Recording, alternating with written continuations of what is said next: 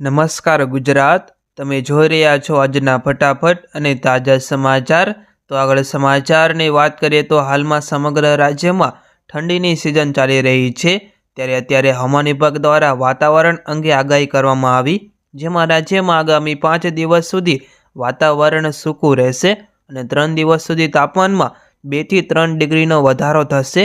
જ્યારે અત્યારે ઠંડીના પારાની વાત કરીએ તો નલિયામાં 10.5 ડિગ્રી સાથે સૌથી ઠંડુ શહેર બન્યું અને અમદાવાદની વાત કરીએ તો અમદાવાદમાં 16.5 ડિગ્રી તાપમાન નોંધાયું, જ્યારે સુરતમાં 21.8, રાજકોટમાં 16.6, દ્વારકામાં 19, ભુજની વાત કરીએ તો ભુજમાં 15.8, ડીસામાં 14.6 અને વેરાવળમાં 20.2 ડિગ્રી સુધી તાપમાન નોંધાયું। બીજા સમાચારની વાત કરીએ તો રાજ્યના મુખ્યમંત્રીએ નગરો અને મહાનગરમાં જનસુખાકારીના વધુ કામોને મંજૂરી આપી, જેમાં મુખ્યમંત્રી કક્ષાએ ગાંધીનગર, સુરત અને વડોદરામાં શહેરી વિકાસ માટે ટોટલ 484 કરોડની ફાળવણી કરવામાં આવી અને આ સાથે ગાંધીનગર ખાતે 8 કામ માટે 66 કરોડ, તો સુરત મહાનગરમાં 252 કામો માટે 369 કરોડ અને વડોદરા મહાનગરમાં 164 કામો માટે 56 કરોડ મંજૂર કરવામાં આવ્યા અને આ સાથે આઉટગ્રોથ એરિયા ડેવલપમેન્ટ કામો તથા મુખ્યમંત્રી શહેરી સડક યોજના માટે સૈદ્ધાંતિક મંજૂરી પણ આપી દેવામાં આવી છે। તો ભર શિયાળે ઉનાળાની જેમ શાકભાજીના ભાવ દજાડી રહ્યા છે, જેમાં અત્યારે શિયાળામાં શાકભાજી સસ્તી થવાને બદલે મોંઘી થઈ રહી છે, જેમાં અત્યારે ડુંગળી ટમેટા બાદ હવે લસણના ભાવમાં અત્યારે ભડકો જોવા મળ્યો, જેમાં રિટેલ માર્કેટમાં 1 કિલો લસણનો ભાવ છે તે 400 રૂપિયાને પાર જોવા મળી રહ્યો છે અને એમાં વેપારી અત્યારે જણાવી રહ્યા છે કે ગુજરાતમાં માવઠાને કારણે અત્યારે લસણની આવક મોડી થતાં ભાવ વધ્યા છે।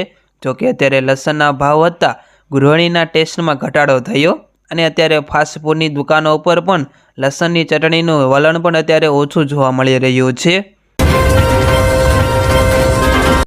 તો ચીનમાં રહસ્યમય બીમારી વકરતા ગુજરાતમાં આરોગ્ય વિભાગે અત્યારે એલર્ટ જાહેર કર્યું, જેમાં અત્યારે ચીની વાયરસને લઈને રાજ્યનું આરોગ્ય વિભાગ સતર્ક થયું। તો બીજી તરફ પણ કેન્દ્રીય આરોગ્ય મંત્રાલયે પણ રાજ્યોને માર્ગદર્શિકા બધાને મોકલી, જેમાં 19 ડિસેમ્બર સુધી રાજ્યની હોસ્પિટલમાં મોક ડ્રિલનું આયોજન થશે અને એમાં ઓક્સિજન, બેડ તથા દવાઓની હોસ્પિટલમાં ચકાસણી કરવામાં આવશે અને આ તમામ હોસ્પિટલોમાં તમામ સુવિધા ઉપલબ્ધ રાખવા પણ અત્યારે સૂચના પણ આપી દેવામાં આવી છે।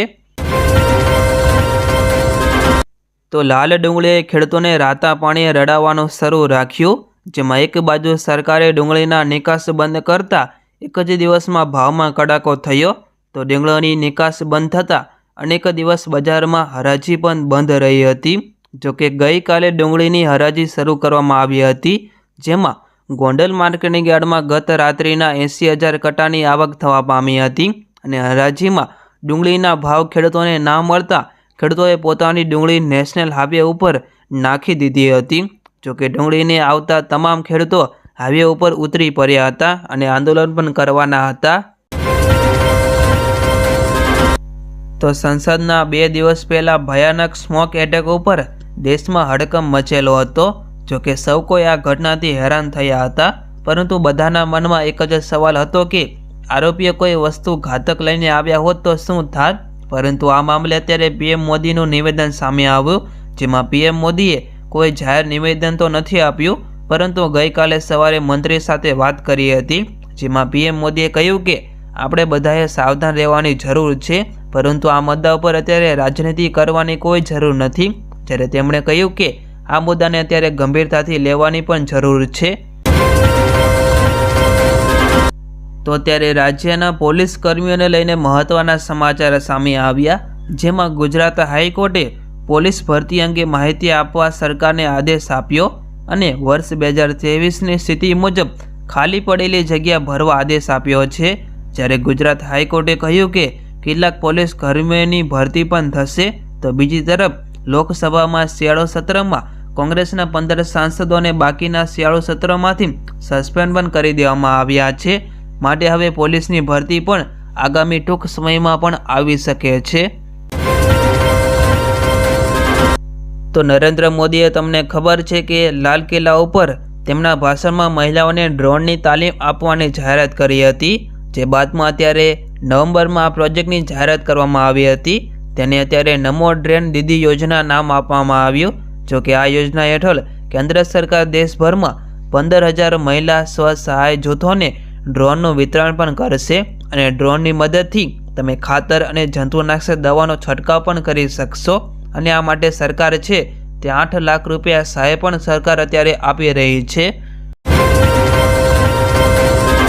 બીજા સમાચારની વાત કરીએ તો નાણાં રાજ્યમંત્રી ભગવત કરાડે સંસદમાં માહિતી આપી ગઈકાલે, જેમાં પ્રધાનમંત્રી જનધન યોજના હેઠળ દેશમાં અત્યાર સુધી 51.4 કરોડ બેંક ખાતા ખોલવામાં આવ્યા, જેમાં 9 વર્ષ પહેલાં શરૂ થયેલી આ યોજના હેઠળ અત્યાર સુધીમાં PMJDY યોજનાના 51 કરોડ બેંક ખાતામાં 2.8 ટ્રિલિયન એટલે કે 2 લાખ કરોડ વધુની રકમ જમા કરવામાં આવી છે તેવું તેમણે જણાવ્યું હતું.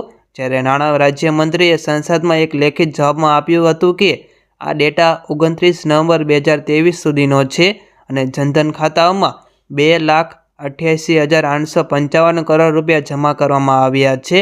તમારે પણ ખાતામાં 5,000 રૂપિયા આવી ગયા હોય તો કોમેન્ટ કરીને જરૂર જણાવજો. તો અત્યારે મહેસાણા ઊંઝા APMCમાં વરિયાળીના ભાવ ઘટતા વેપારીઓ અને ખેડૂતો ચિંતિત થયા, જેમાં હાલ વરિયાળીના ભાવ 5,000 રૂપિયાથી ઘટીને સીધા 2,000 રૂપિયાએ પહોંચી ગયા. જ્યારે ગઈ સિઝન કરતાં અત્યારે ચાલુ સિઝને ભાવમાં મોટો ઘટાડો નોંધાયો.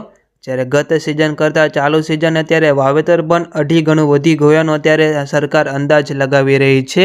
જેમાં અત્યારે ઊંઝા APMCના જણાવ્યા મુજબ ગુજરાત સહિત રાજસ્થાન અને આંબુ રોડ વિસ્તારમાં વાવેતર વધ્યું હોવાનો અત્યારે ખાસ અંદાજો અત્યારે આવી રહ્યો છે. તો અંબાલાલ કાકાએ વધુ એકવાર મોટી આગાહી કરી, જેમાં વાવાઝોડાએ માવઠાના માર માટે અત્યારે તૈયાર રહેજો તેવું તેમણે કહ્યું. જ્યારે તેમણે વધુમાં કહ્યું કે કમોસમી વરસાદના વધુ એક રાઉન્ડની આગાહી છે, જેમાં સાથે હવે હાડ થીજવતી ઠંડી પણ પડશે અને ડિસેમ્બર મહિનામાં અને જાન્યુઆરી મહિનાની શરૂઆતમાં વાવાઝોડાની આગાહી પણ હવામાન નિષ્ણાત અંબાલાલ પટેલે કરી છે. જો તમે પણ પોતાના આધાર કાર્ડને લઈને હજુ અપડેટ નથી કરાવ્યું તો તમે જાણી લો કે આ ખતરાની અત્યારે ઘંટી સાબિત થઈ શકે છે. જેમાં સરકારે પહેલાં ફ્રીમાં આધાર અપડેટ કરવાની અત્યારે છેલ્લી તારીખ જાહેર કરી દીધી. કેન્દ્ર સરકારે 10 લાખ જૂના આધાર કાર્ડને અપડેટ અત્યારે નોટિફિકેશન બહાર પાડ્યું, જેમાં અત્યારે તેના તરફથી ફ્રીમાં અપડેટ કરવાની સુવિધા પણ આપવામાં આવી રહી છે. જેની સુવિધા તારીખ વાત કરીએ તો આજ છે તે છેલ્લી તારીખ રહેશે અને અપડેટ માટે તમારે UIDAIની વેબસાઇટ અથવા આધાર સેન્ટર ઉપર જવાનું રહેશે. જો આજે અપડેટ નહીં કરાવી શકો તો તમારા માટે 50 રૂપિયા ફી ભરીને તમે અપડેટ કરાવી શકશો. તો બીજા મહત્વના સમાચાર આવી રહ્યા છે કે હવે સ્નાતક થયેલા ઉમેદવારો જ તલાટી કમ મંત્રી પરીક્ષા આપી શકશે. એટલે કે જેમને ગ્રેજ્યુએશન પૂરું કર્યું તે જ હવે તલાટીની પરીક્ષા આપી શકશે. કારણ કે અત્યારે ગુજરાત પંચાયત સેવા પસંદગી મંડળ દ્વારા તલાટી કમ મંત્રીની શૈક્ષણિક લાયકાતને લઈને આ મહત્વનો નિર્ણય છે. જેમાં આ અંતર્ગત તલાટી કમ મંત્રીની શૈક્ષણિક લાયકાત હવે 12 પાસ બદલીને ગ્રેજ્યુએશન કક્ષાની કરી દેવામાં આવી. જ્યારે અત્રે નોંધનીય એ છે કે હવેથી તલાટી કમ મંત્રી સંવર્ગની જાહેરાત સ્નાતક કક્ષાએ લેવામાં આવશે. જોકે તલાટીની તમામ પોસ્ટ ભરાઈ ગઈ હોવાના કારણે હાલમાં નજીકના ભવિષ્યમાં પરીક્ષાની કોઈ જાતની શક્યતા અત્યારે દેખાતી નથી.